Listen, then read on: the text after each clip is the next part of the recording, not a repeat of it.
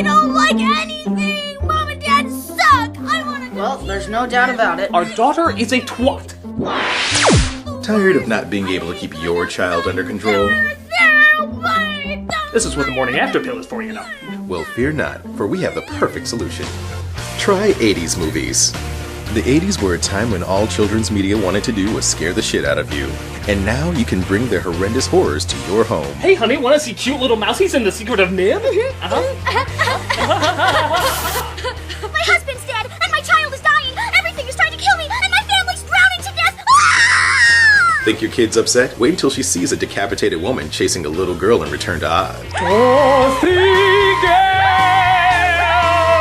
From little monsters to the witches to something wicked this way comes. 80s films try to scare life lessons into your child's nightmares to the point where they can't even remember what those life lessons are. But can't we get in trouble for showing our kids that? No problem. Most 80s films have a PG rating, but that was back when it actually stood for something. Nowadays, it stands for practically G. So you can plead naive innocence to your cruelty.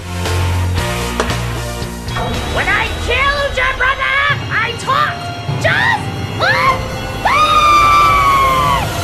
death, endless despair, sadness. 80s no. Will she ever socialize I again? hate mice now. If she does, just show her Watership Down. Endless despair. Thanks, 80s movies.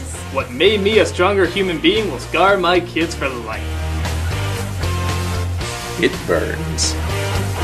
80s movies, making modern media look like pussies for generations.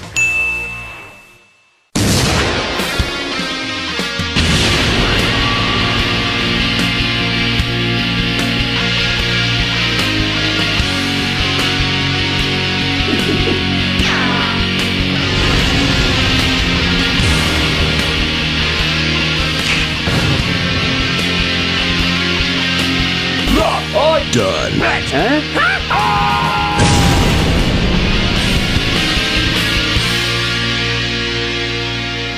Hello, I'm the Nostalgia Critic guy. Remember it so you don't have to. We see a lot of stars in our lifetime. Some old, some new, some shine brighter than others. You know that eventually every star has to disappear, but when one that shines so uniquely fades, the sky doesn't feel the same without it. Especially when it orbited a solar system of other uniquely shining stars that brought us a galaxy of wonder that we still look in awe at today. And just in time for its 30th anniversary, we're gonna look at that galaxy. This is Labyrinth.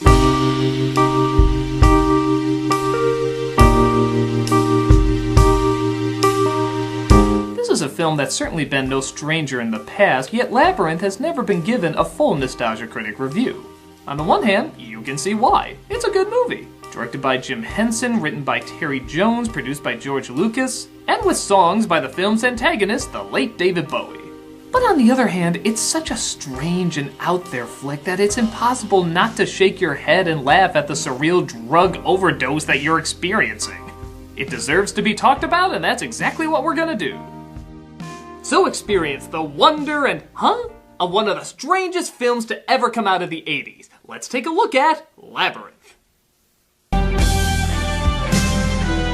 Wow, the Owls of Gazul doesn't hold up as well as I thought. Actually, that's just the opening credits, leading us to a girl named Sarah, played by Jennifer Connelly, doing Shakespeare in the Park all by herself while reciting lines to a perched owl and her dog. That's just what I imagine a girl who looks like Jennifer Connelly would do. I don't believe it. It's 7 o'clock. Because every 80s kids film has to start with the main character being late for something, she finds she's late for babysitting her brother Toby, and her mother's shoulder pads are not happy about this at all. You're an hour late. I said I'm sorry. Please let me finish. We were worried about you. I can't do anything right, can I? Yeah, as you probably noticed very quickly, our main character is a bit of a pain in the ass. There was a beautiful young girl whose stepmother always made her stay home with the baby. She's like a one-person Facebook argument. She even gets upset if her teddy bear is not in the right place. Lancelot! Someone has been in my room again. I hate that. I hate it! The first sign of accepting my white privilege is acting like I hate it! I hate you! I hate you! Future Oscar winner, everybody! Couldn't you just predict it? You really wanted to talk to me, didn't you? Practically broke down the door. Granted, her performance does get better as the film goes on, but for the first 10 minutes, you can pretty much call her Hayden Connolly. Nothing to talk about. You brought him here to kill me! Someone take me away from this awful place. From my point of view, the Jedi are evil! I can bear it no longer. You underestimate my power! Though to be fair, she does go in and out of a British accent like Carrie Fisher. You really wanted to talk to me. Knock it off. I wish the goblins would come and take you. Maybe Lucas Productions have a weird British accent virus. Goblin King! Goblin King! Wherever you may be, take this child of mine far away from me! There are so many medications she would be on today. You know what you need, honey? Magic and mystery? No, Zoloft and Ritalin. Just mix it in with the liquid tranquilizer.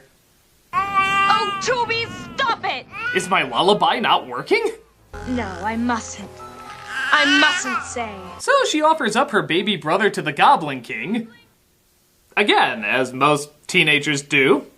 But supporters from a Trump rally intercept the message and somehow make everything she was talking about come true. Hogwarts calling, biatch! And there he is, in all his Bowiness. Look at that hair. By God, it's like a triple ate a watermelon that died on top of Tilda Swinton's head. Sparkle, goddamn sparkle. You're the Goblin King. I want my brother back. Forget about the baby. I can't. It is that I don't appreciate what you're trying to do for me. I'm very thankful you're kidnapping my brother and sexually awakening me, but I just can't. I've brought you a gift. Fucking bubbles!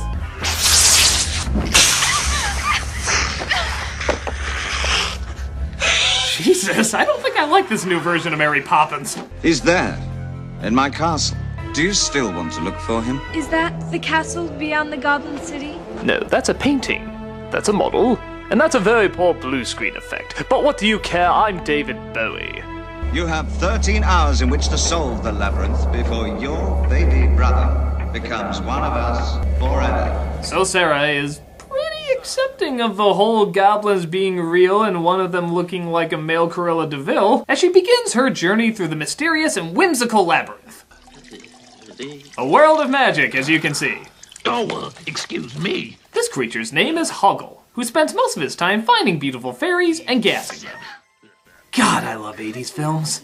You monster. Ah! It bit me! What did you expect fairies to do? Like granting wishes. Shows what you know, don't it? I try to say I don't believe in them, but then the gay pride parade comes around and suddenly they all come back to life. Thanks for nothing, Hogwarts. It's Hoggle! Christ, do you want to get sued? While that's going on, the Goblin King partakes in what I can only describe as a Muppet Show musical number starring David Bowie. Dance, magic, dance, magic, dance, magic, dance. The song is obviously the catchiest in the film, and the puppet work is great too. But let's be honest, the greatest puppet work is what's going on in David Bowie's pants.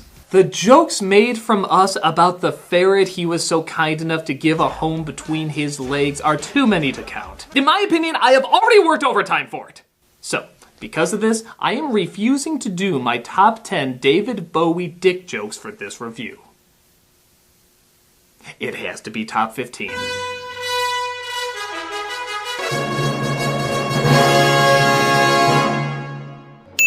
I've seen less stuffing in a Thanksgiving turkey. Is that Gonzo's nose in your pants, or are you just happy to see me? Someone's got a rocket in their pocket! If you have an erection that lasts more than 4 hours, you're probably David Bowie. You should have seen the NC-17 cut. Ground control to Major Tom, get off the blue pill! Major Tom to ground control, tell my wife I love her very much. Major Tom to ground control, I think my spaceship knows which way to go. It's the missing Muppet, Stiffy! You think that was puppeted by Frank Oz? I'm gearing up for the prestige. Want to see my Tesla coil? You like hot dogs, don't you? Special delivery! Careful, big package. I need tighter and those pants will be a thong. And the number one David Bowie dick joke is... Don't touch it! It's a Bowie constrictor! Play me off, Paul!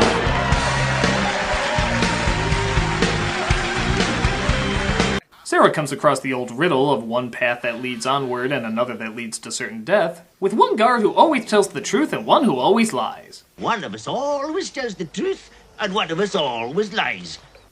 Then wouldn't the guy who just talked be telling the truth? He can't lie that one of them always lies and one of them always tells the truth, because if he did, he'd be telling the truth. I just ruined this scene for you. Tune in next time when I show you how Star Wars is actually about pedophilia. She thinks she figured out the riddle, but she should have tried door number 2. However, she gets saved by some literal helping hands. Come on, which way? Which way? Up or down? Okay, half of you hands are alright, but the other half have a serious lawsuit coming. Oh, come on. We just got over the one from Sigourney Weaver. She runs into Hoggle again, who says he can help her get out of the cave. This way. Don't go on. Go back while you still can. Legends of the Hidden Temple. Oh, that's just all Mac. He always says that. But one stone seems particularly sparkly. What have we here? Nothing. Nothing? Nothing? Nothing, tra-la-la? Even for Bowie, that was a weird thing to say. Tra-la-la? That technically counts as a song, residuals. If I thought for 1 second that you were betraying me, I'd be forced to suspend you headfirst in the bog of eternal stench. No, Your Majesty. Okay, you're actually giving us that visual, huh? You just had to move one phallic device closer to another phallic device. Alright, I have a file cabinet full of these. The glowing orb in his hand is nothing compared to the one in his pants. Just remember, there's an entire internet full of dick jokes for you. I will never run out. He sends a giant can opener after them, but they of course escape and come across, what a shock, something weird. Woo, woo, woo. Yes. Alright.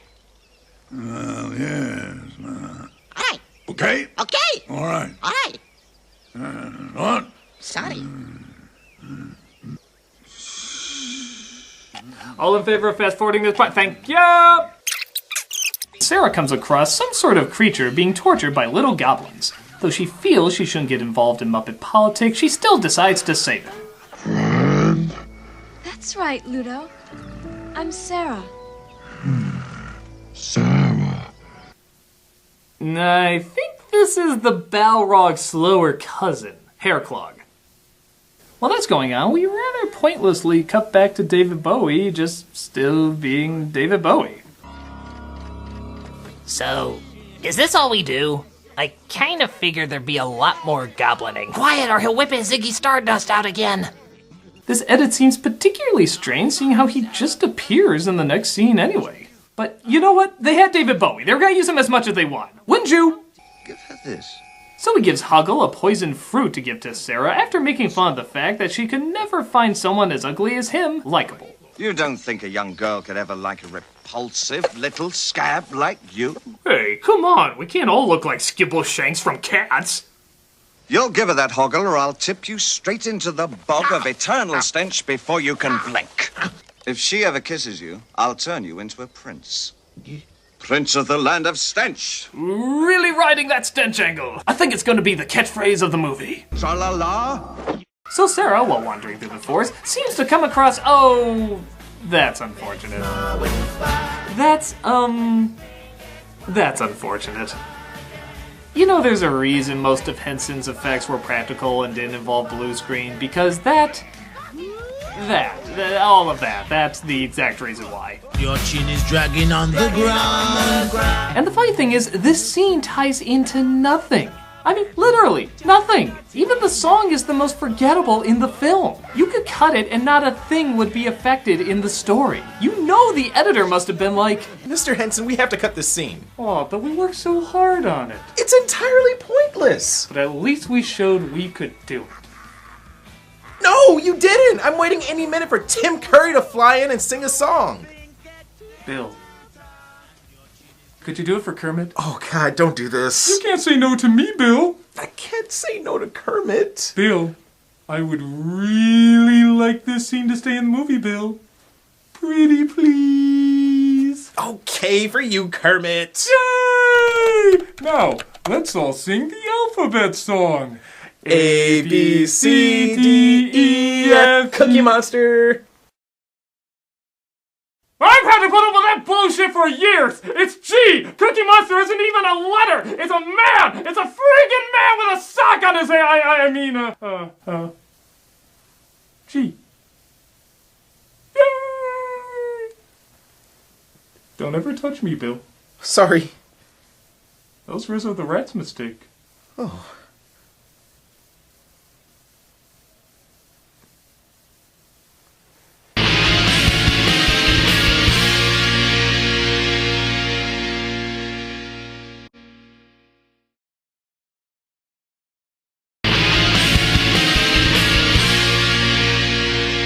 So, Sarah escapes from being weirded to death, but she kisses Hoggle, which I guess means they're sent to the bog of eternal stench. Man, that Goblin King really means the fine print. Tra-la-la.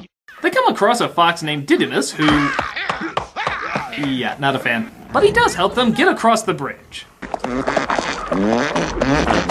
Oh, lovely. Sounds like half the dialogue in a Rob Schneider movie. But Hoggle is reminded to give Sarah the poison fruit. Hoggle, what have you done? Oh, damn you, Jared. Why is it not that hard to imagine Bowie saying, "Now I'll be fairest in the land"? The fruit doesn't kill her, but instead gives a vision of... yeah, hold on. I'm sure I got a ball joke in here somewhere. Yeah, that'll do. So it looks like the Goblin King's plan is not really as diabolical as confusing. He gives her a fantasy where she's at an elegant ball in a big poofy dress and she gets to dance with a powerful, sexy man. I think that's girl porn in a nutshell. In fact, wasn't that on one of those porn for women calendars? The song itself is relaxing and a soothing tune, but with the visuals, it looks like what every girl sees after taking a drink from Bill Cosby. But Sarah says no to her symbolically suggested pedophilia, and her string harness lands her safely on the ground. Bowie, to quote Tony Stark, not a great plan. She ends up in the dump of broken plot threads where Yoda's grandma tries to lead her in the right direction. It was just a dream. I dreamed it all, Lancelot. Yeah, you really got me there, movie, with no resolution, no third act, and a half hour of running time left. I'm sure this was all just a dream. What a surprise. There's nothing you want out there. Sarah says no to her representations of teenage consumerism, meets her friends back up on MacGuffin Rock, and reaches the entrance to the Goblin City. Well, let them all wake up. I shall fight you all to the death. Oh, it's the guy who handles abusive reports on Twitter. I like to report a threat of my life. They do manage to get in, but they then come across another threat. A very slow, clumsy, not very threatening threat. But Hoggle comes in to save the day, which I guess excuses the whole poison fruit trying to kill you thing. Sheriff made me give you that peach. I told you I was a coward. I forgive you, Hoggle. You do?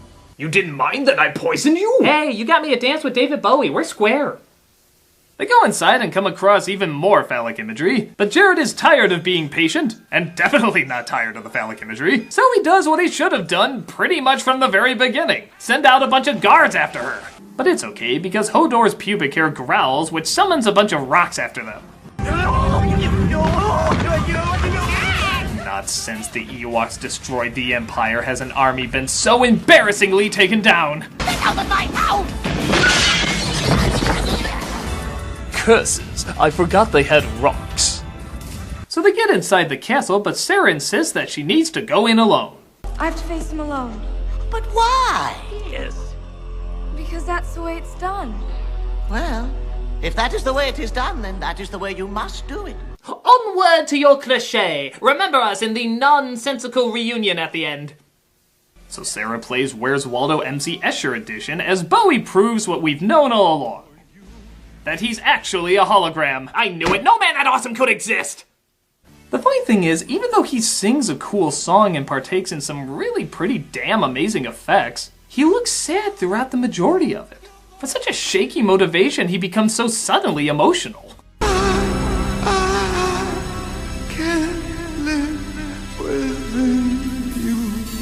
I'm just upset that I won't be able to meet every girl I give a sexual awakening to. Don't worry, ladies. I will visit you all in your dreams. I'm not even joking, I can really do that. Give me the child. I can be cruel. But alas, it's time to finally hear his evil plan. Just fear me, love me, do as I say, and I will be your slave. That makes no sense. How can she submit to you and yet you be her slave? Unless this is a 50 Shades of Grey kind of thing, which, to be fair, if there's any man who could pull that off... You have no power over me. No, our budget ran out so we couldn't film a climax. I am the man who sold the world. So she recites the words from her book and everything goes back to normal. Toby is back, the parents return home, and somehow all her magical friends are in her room to celebrate by singing the villain song. Or at least that would be a nice ending if we didn't know what was actually going on this entire time. Sarah, we're home. Did you have a good... Dear God! Honey, she's got her pain meds again! Dance, magic dance.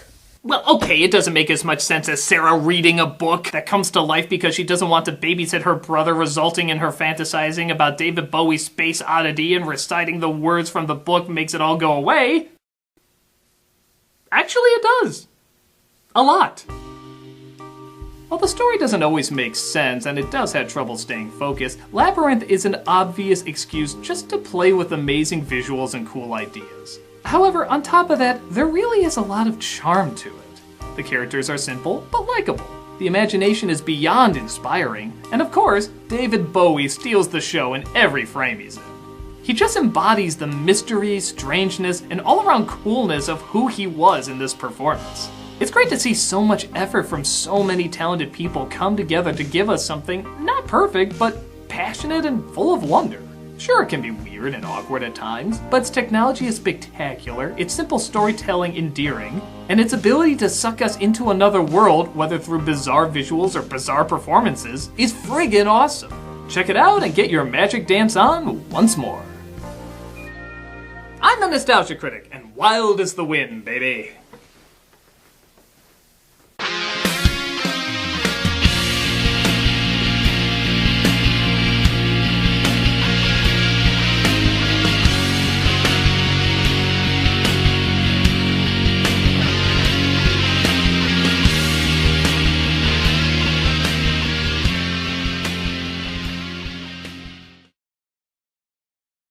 Tra-la-la,